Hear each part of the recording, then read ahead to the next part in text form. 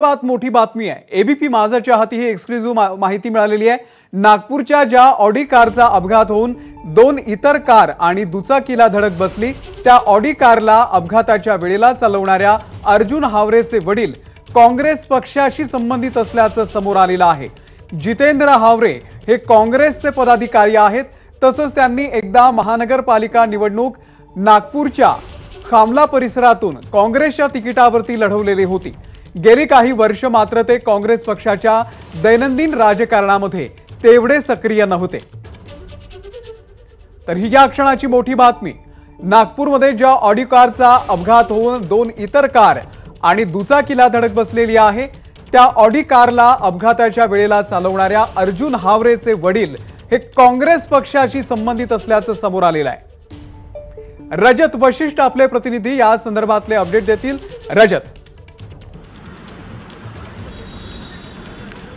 अर्जुन हावरे घटनेच्या वेळेला कार चालवत होता। जरी ती कार संकेत बावनकुळे यांच्या मालकीची असली तरी पोलिसांना जे काही सीसीटीव्ही फुटेज मिळाले आणि आतापर्यंत तपासात जो काही तपशील समोर आलेला आहे त्याप्रमाणे अर्जुन हावरे ती कार चालवत होता हे पोलीस या निष्कर्षापर्यंत पोहोचलेले आहे।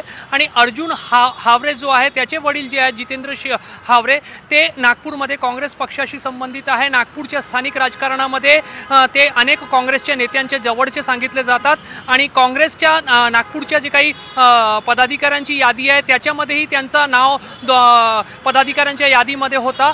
2012 मध्ये त्यांनी नागपूरच्या खामला परिसरामधून निवडणूक सुद्धा लढवलेली होती आणि तेव्हा ते काँग्रेस पक्षाशी संबंधित होते अशी सर्व माहिती समोर आलेली आहे। त्यामुळे जरी या अपघाताच्या प्रकरणाशी बावनकुळे यांचं नाव जोडला जात असला आणि भाजपाचे प्रदेशाध्यक्ष आणि त्यांच्या मुलाच्या नावावरती गाडी रजिस्टर्ड होती त्यामुळे त्यांचं नाव समोर येत असला आणि त्या संदर्भात अनेक आरोप प्रत्यारोप होत असले तरी एक दुसरी ही जी बाजू आहे जी आतापर्यंत समोर आली नव्हती की अर्जुन हावरे हा जो आहे तो गाडी चालवत होता या निष्कर्षापर्यंत पोलीस पोहोचलेले आहे। आजही पोलिसांनी सांगितलंय की त्यांना ठोस सीसीटीव्ही पुरावे असे मिळालेले की अपघाताच्या वेळेला अर्जुन हावरे तोच ड्रायव्हिंग सीटवर होता आणि संकेत बावनकुळे त्याच्या बाजूला बसलेला होता।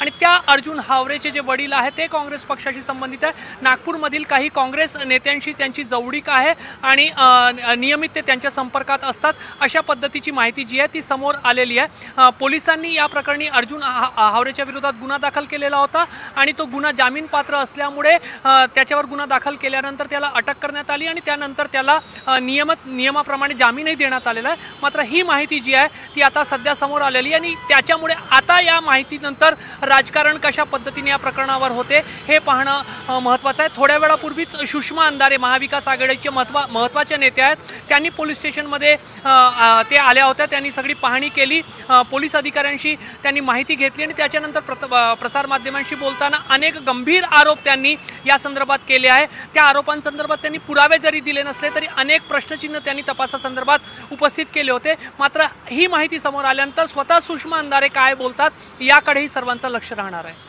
निश्चितच रजत, यावरून आधीच बरंच राजकारण रंगलेलं आहे।